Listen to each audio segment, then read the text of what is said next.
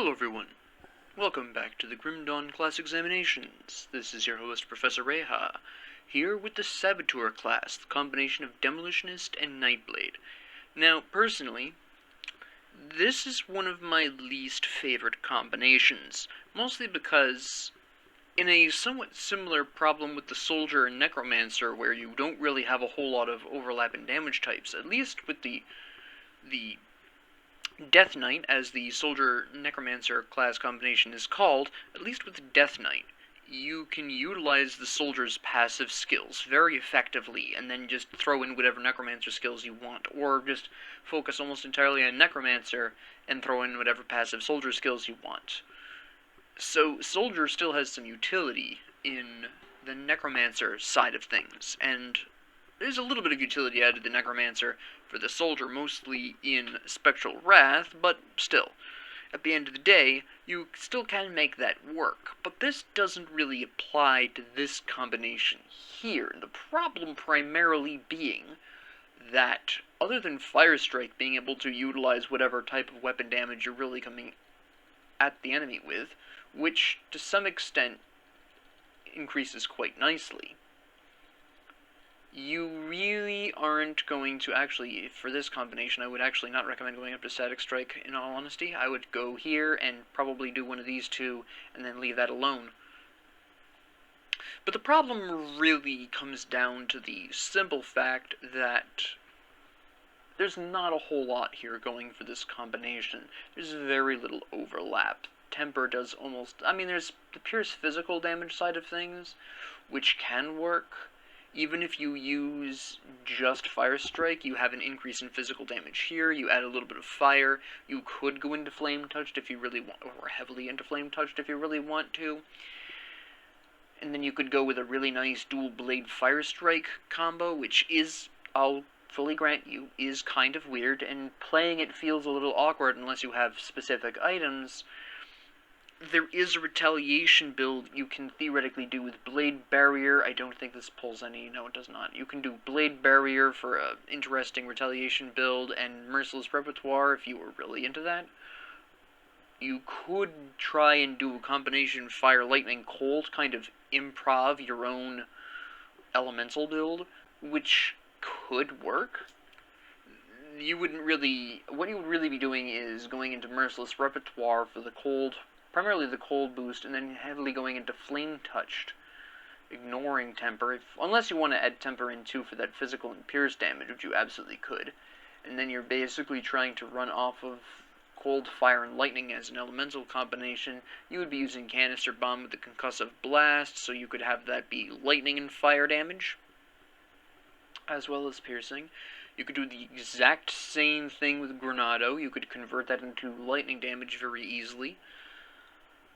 You could, in fact, also do Vindictive Flame with Olzwin's Wrath. That's pretty effective if you are going with that elemental idea, or if you decide to go with that retaliation idea.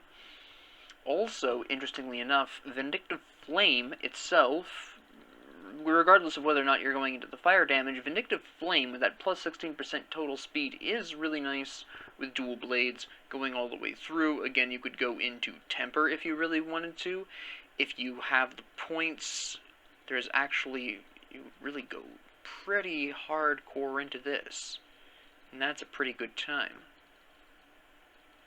You could also go into Anatomy of Murder. I really don't go into this very often with this kind of build, with the focus on the regular attacks, but you've already got all this going on. You could go into this. You're already looking at trying to increase your Pierce damage from Temper and your physical damage. Canister Bomb is great for this. Probably one of the few abilities that I would say, give it some serious consideration. But that does work really well. Or, let me rephrase that, it can work pretty well. But the rest of this combination just gets very awkward to try to utilize under normal circumstances. Like I said, you can go really heavy into this here. You could do if you're going to use the Elemental, you could go into Pneumatic Burst and Elemental Awakening. You absolutely could. That's pretty interesting. You could just stick with Pneumatic Burst for the total speed increase. You could merge that with Vindictive Flame, and you get a grand whopping hairy total of plus 30% total speed, with some healing thrown in there for fun. Which, of course, if you're using the dual blades, you can absolutely smack fools every day of the week. Now, none of the awkwardness or the only semi-efficient builds that you can build is my issue with this combination. Now, none of this is my issue with the combination. My issue with the combination is that there is no exclusive skill to this combination, so you're not going to have something really powerful to build up into at the end, like Ulrun's Rage, or Possession, or Master of Death. You've got none of this. Reckless Power, something that'll really give your build a lot of punch. It does not exist in this combination, and this is what really holds it back. This is why I usually will go into Execution, because at the very least, I can, ideally, pull off a lot of these, really slap individual heavy targets down, hopefully before they kill me. But for that reason, there is a noticeable difference in the end game for this combination. Again, this also partially depends on what items you're equipped with, but I have personally found through personal experience that this combination, out of all of them, has the hardest time, or one of the hardest times. There's a couple of other combinations that aren't exactly happy in the end game, but this combination does have somewhat of a hard time at the end game because it doesn't have that kind of oomph that an exclusive skill can offer. So that is a problem that this particular combination faces. So if you do decide to play this, keep that in mind. And again, any build that you construct with this combination is going to, by nature, be somewhat awkward, because there is not a whole lot of really clean overlap. The only skills that I would say you should absolutely always consider would be, actually I don't need to put all the points to emphasize this, would be Pneumatic Burst. Regardless of how you decide to build, Pneumatic Burst is a really nice method of healing. It gives you some increased speed. Even if you go all the way to Elemental Awakening, just slap on some Fire and Lightning and you can take full advantage of that elemental damage. It's pretty nice. You've got reduced entrapment duration and some dodging here if you really want that. You could absolutely do that. If you want to dual wield single melee weapons but don't want to go into dual blades, boom, Breath of Belgothian. You can put this on instead. It makes you heal more often, it makes you heal more, dual wield melee weapons. It's a wonderful time. Phantasmal Armor, this is just a straight defense boost. This is a great thing to have. Always worth considering with this combination. The only other thing that I would potentially recommend would be, at the very least, Veil of Shadow, especially if you're going melee. Not so much necessarily Knight's Chill, this is somewhat specific. Now, if you are going to be going really heavy into Pierce, Cold, and Poison, yeah, that's fine. Go for Knight's Chill, but at the very least, Veil of Shadow can help you, especially if you do decide to go into the dual-wielding melee, or even if you decide to go into two-handed melee, you could absolutely do that too. But if you're going melee, Veil of Shadow is always worth the consideration, even if you don't go into Knight's Chill. This can really help you out in survival situations. For Demolitionist, I am going to say Vindictive Flame is something you should always consider for similar reasons that you always want to consider Pneumatic Burst. You do have that increase in speed, you have some health regeneration. The difference between this and Pneumatic Burst is that this is always on. It does enhance your physical and your fire damage, so regardless of whether or not you're going elemental or physical, this will help you. This will increase your damage output in some way. Now, whether or not you go into Ulrun's Wrath is entirely dependent upon how much retaliation you've got, whether you're going into the elemental portion of this deal. Ulrun's, just like with Veil of Shadow, you don't necessarily want the second stage of this. It really depends on how elemental your build is going to be. Another thing that I would strongly consider would be Blast Shield. This will really help keep you alive in ugly situations, so that's really nice. And I'm gonna throw out, well, yeah, Canister Bomb is fairly effective regardless. You have Pierce and Fire damage here. If you go full elemental, you can go into Concussive Bomb. If not, you can go into Improved Casing. and do a little bit more physical, a little bit more pierce, it is generally broadly very effective. Another thing I'm actually going to recommend potentially would be Flashbang plus Searing Light.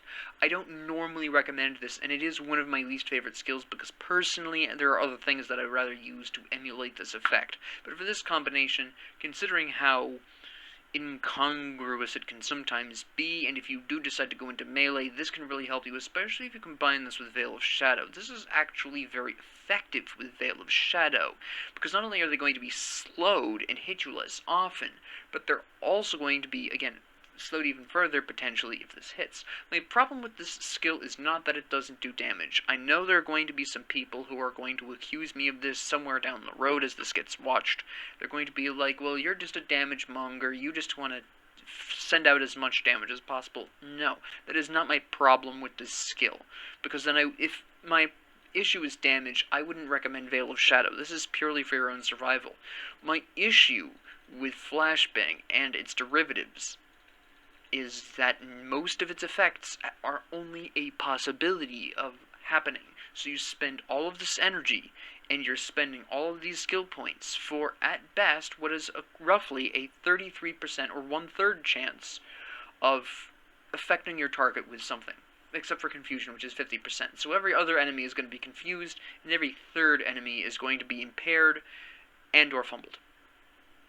Now, I'm grossly exaggerating the percentages here because it's an individually 1/3 chance of either a fumble or an impaired aim, so doubling that essentially, because you're taking each of these individually, you have a 2/3% or 66% chance of actually affecting them with one of these two, plus this means you're almost guaranteed to affect them with something. But the simple fact that you can spend a good 60 energy and 22 points on a skill that is not guaranteed to affect anything other than their defensive ability is too rich for my blood. With this combination, specifically in the context of Veil of Shadow, this can work. Because even if it misses, Veil of Shadow is there to help at least keep you alive. And if it does work, then combined with Veil of Shadow, they're going to be doing almost nothing. It's almost as good as straight up freezing them. And a lot of enemies are not immune to this particular combination effect.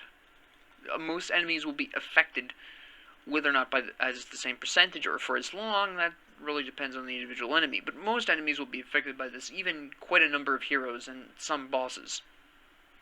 It's just that I don't like the potential, the possibility of being useful, the probability of being useful. It's not high enough for me. Like I said, Veil of Shadow is great because this does not matter what they're doing. If they walk within 3 meters of you, their offensive ability and therefore their accuracy goes down, and their total speed, movement and attack speed, goes down. But if you were going to experiment with Flashbang in your build, this is the way to do it. Again, this excludes items that enhance Flashbang in a meaningful way. That's a totally different story. I'm talking without items.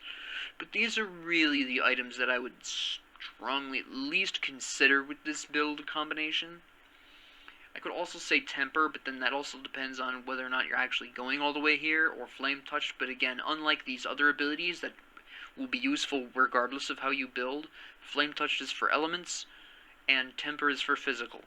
Whichever one you take, decide which one you may want to think about. But it's not like either of them are what I would call a absolute guaranteed sit down and think about it type skill. You could walk away without either of those and do perfectly fine if you needed to.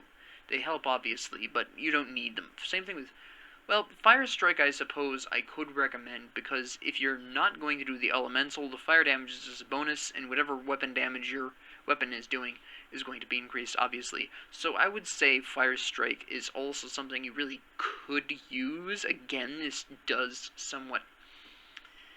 is entirely up to how you want to play. If you aren't, and the only reason why I would say this isn't like with these other three, where yeah, you can use these in almost any build. With this one, you do have to be looking to get into the auto or the default weapon build focus, and if you're not doing that, Fire Strike isn't going to do you much good. If you're going to be focusing on your skills rather than your default attacks, then you just don't need Fire Strike. It just comes down to that. So again, whether or not, well, what skills you specifically build will depend on what you're equipped with. This is one of those combinations that is particularly interested in what equipment it has available to it and what equipment it's picking up, because that can make quite a difference in the damage output of this combination of the Saboteur class. So yeah, there is the rest of these skills are things that you're going to pick up individually, either because you like the skills a lot, or because you've got some equipment that increases that particular skill. Same thing over here with the Nightblade. You're not going to pick any of these because they work necessarily particularly well together. You're going to pick these up according to your personal tastes, your personal build style, and what items you have. This is not a great class to improv. If you're a newer player, this is not something I would recommend to newer players. Even intermediate players, if you haven't gotten at least 2 or 3 characters to level 100, don't try this yet, because you probably won't have the kind of equipment stores that you need to make this class potentially work really well in the late game. This is something, at least for the late game, that you really have to be careful with, because again, it does not have any kind of exclusive skill at the end to really help you deliver that punch and resist that incoming damage that you really need from it, one way or the other. So, you really should have a stockpile of equipment that, at least potentially or on paper, is good for this combination, because otherwise, its late game is going to be horrific, and it's going to be your equipment that carries you through. Unlike a lot of these classes, which can operate pretty well without equipment, for the most part. Some are better without equipment, and some kind of need equipment more than the others. This one needs equipment a lot. Your equipment is going to make or break your build if you're improving this, if you're crazy enough to improv this. So, just treat this combination with some caution. It is not an easy build to play, and it, like I said, it does require a certain amount of investment to make work.